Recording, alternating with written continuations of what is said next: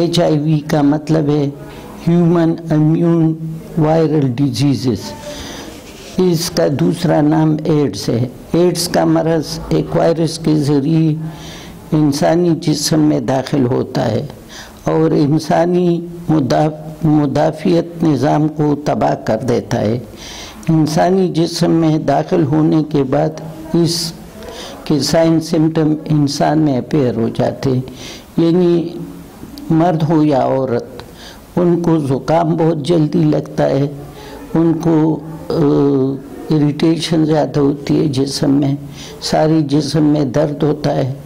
اور زکام کی علامات ظاہر ہوتے ہیں۔ اگر شکل سے دیکھا جائے تو ان کا فزیکل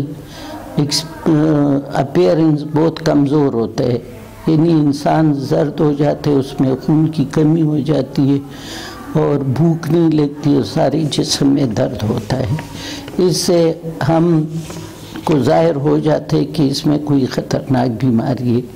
اس لیے ہم ان کے ٹیسٹ وغیرہ کر لیتے ہیں۔ اگر HIV کا ٹیسٹ پازیٹو آ جائے سمپل ٹیسٹوں میں تو پھر اس کا الیزا سے بھی پتہ لگا لیتے ہیں۔ اگر الیزا میں بھی پازیٹو ہو جاتے ہیں تو ہمیں پھر چاہیے کہ اس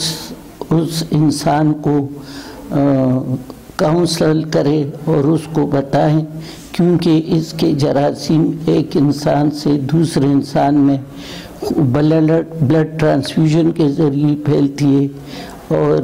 عورت سے مرد میں اور مرد سے عورت میں جنسی رطوبتوں میں پھیلتا ہے۔ اس لیے ان کو سمجھانا چاہیے کہ ان چیزوں سے پرہیز کریں، اور اس کے علاوہ پسینہ میں اور رطوبت میں اور باقی جو چیزیں ہیں ان میں پھیلتا ہے۔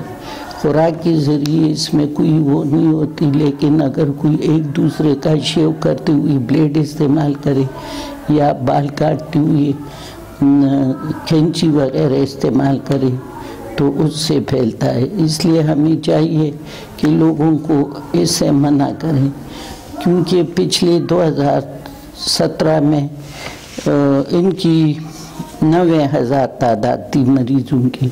اور اب 2018 میں ان سے بڑھ گئی ہے، تو ٹوٹل تعداد 1,33,000 ہو گئی ہے۔ اور ہم مسلمان ملکوں میں یعنی انڈونیشیا، ایران اور ملیشیا میں یہ مرض تیزی سے بڑھتا جاتا ہے، کیونکہ مسلمان لوگ سمجھتے ہیں کہ ہم مسلمان ہیں، ہم میں یہ مرض نہیں پیدا ہوگا، لیکن اگر دوسرے ملکوں سے لوگ آتے ہیں تو ان سے ہم لوگوں میں بھی یہ مرض پائے جاتے ہیں۔ اس لیے ہر اسپتال چاہے پرائیویٹ ہو سرکاری ہو لیبارٹری میں ٹیسٹ کرنی چاہیے، تاکہ اس مرض کو قابو پانے میں ہم کامیاب